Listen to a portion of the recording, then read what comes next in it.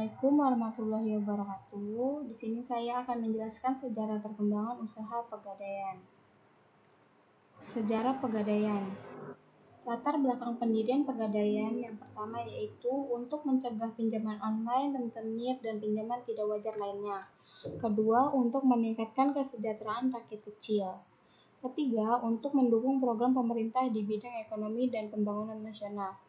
Pendirian perusahaan pegadaian ini dimulai sejak tahun 1746, dimulai saat VOC mendirikan Bank Vandening sebagai lembaga keuangan yang memberikan kredit dengan sistem gadai.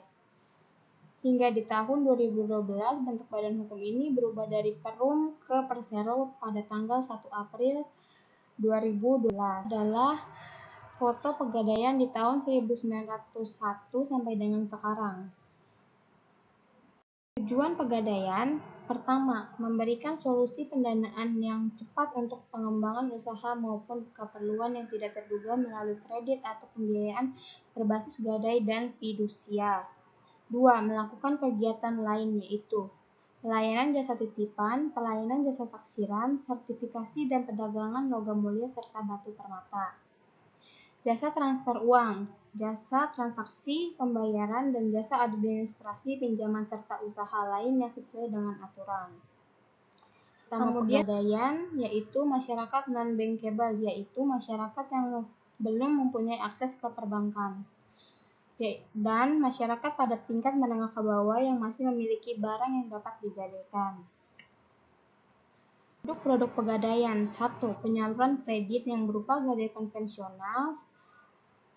B. Kredit berbasis fidusia konvensional. 2. Penyaluran pembiayaan yang berupa gadai syariah dan pembiayaan berbasis fidusia syariah.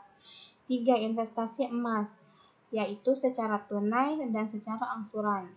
4. Aneka jasa yang berupa jasa taksiran, jasa titipan, jasa sertifikasi batu mulia, dan jasa-jasa lainnya. Produk gadai. Kredit gadai merupakan kredit jangka pendek dengan jaminan barang bergerak berlandaskan hukum gadai dan merujuk KUH Perdata pada pasal 1150 sampai 1160. Karakter gadai pada pasal 1150. 1. Berutang piutang atau pinjam meminjam. 2. Jaminan berupa benda bergerak. 3. Jaminan utang terbatas pada barang yang diserahkan. 4. Benda gadai dikuasai penerima gadai. 5. Ada perjanjian utang piutang.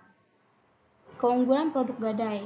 1. Waktu yang relatif singkat untuk memperoleh kredit. 2. Persyaratannya sederhana, yaitu memiliki barang yang bergerak yang sifatnya, tujuannya atau penetapan dalam undang-undang dinyatakan sebagai barang bergerak. B. Dewasa, usia minimal 18 tahun atau sudah menikah. C. Membawa kartu identitas asli yang masih berlaku. Pinjaman gadai. Poin pertama, sesuai nilai barang jaminan dengan memperhatikan harga pasar barang saat transaksi. Poin kedua, barang jaminan ditaksir oleh petugas pegadaian yang biasa disebut penaksir. Poin ketiga, pinjaman mulai dari puluhan ribu sampai dengan ratusan juta rupiah dapat diberikan. Jenis pinjaman atau barang jaminan: perhiasan emas dan berlian, kendaraan, barang elektronik, mesin-mesin, peralatan rumah tangga. Barang jaminan di pegadaian seperti wayang Jawa, sepeda ontel, traktor, alkon, dan lain sebagainya. Kemudian gadai konvensional. Yang pertama, tujuan kredit, barang jaminan, waktu layanan, tarif sewa modal, biaya administrasi, dan lain-lainnya. Kredit gadai. Proses kredit gadai dimulai barang dan fotokopi KTP, kemudian penaksiran pemutusan kredit, surat bukti kredit kepada petugas admin dan pembayaran, lalu diberikan uang plus hasil SBK, lalu barang jaminan disimpan. 1. Nasabah datang ke seluruh outlet pegadaian dengan membawa barang jaminan serta kartu identitas yang masih berlaku. Penaksiran menaksir barang jaminan dan memberikan informasi besarnya uang pinjaman yang bisa diberikan berdasarkan nilai taksiran.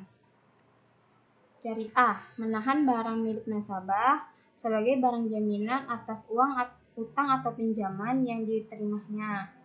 Dengan kata lain, rahan ini adalah gadai berdasarkan prinsip-prinsip umum syariah sehingga tidak dikenakan sewa modal atau bunga namun berupa sewa tempat. Fidusia, yaitu jaminan fidusia adalah hak jaminan atas benda bergerak baik yang berwujud maupun yang tidak berwujud dan benda tidak bergerak, khususnya bangunan yang tidak dapat dibebani hak tanggungan sebagaimana dimaksud dalam Undang-Undang Nomor 4 Tahun 1996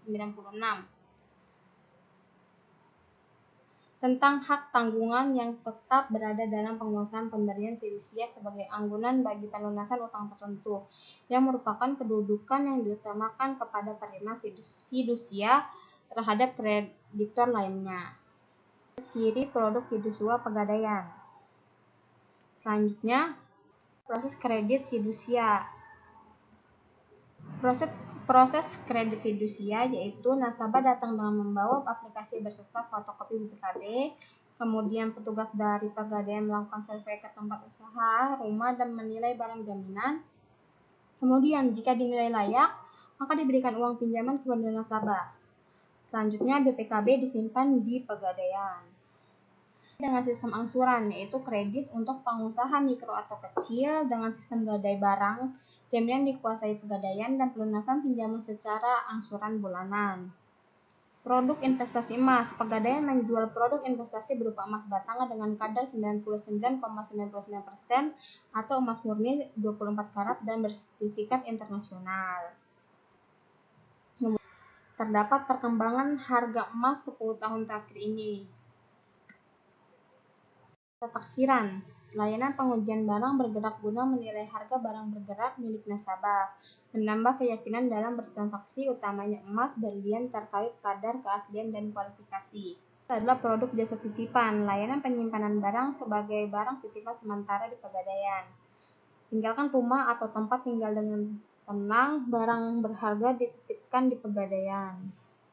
Produk jasa sertifikasi. Berikut adalah layanan pengujian dan atau penilaian keaslian dan kualitas batu permata logam mulia dan batu-batuan berharga lainnya dengan sertifikasi khusus. Melayani kebutuhan transaksi keuangan harian seperti jasa pengiriman uang dan multi payment online seperti pembayaran listrik, telepon, PDAM, pembelian tiket, penjualan pulsa, pembayaran langganan TV, dan lain sebagainya. Sekian yang dapat saya sampaikan, kurang lebihnya mohon maaf. Wassalamualaikum warahmatullahi wabarakatuh.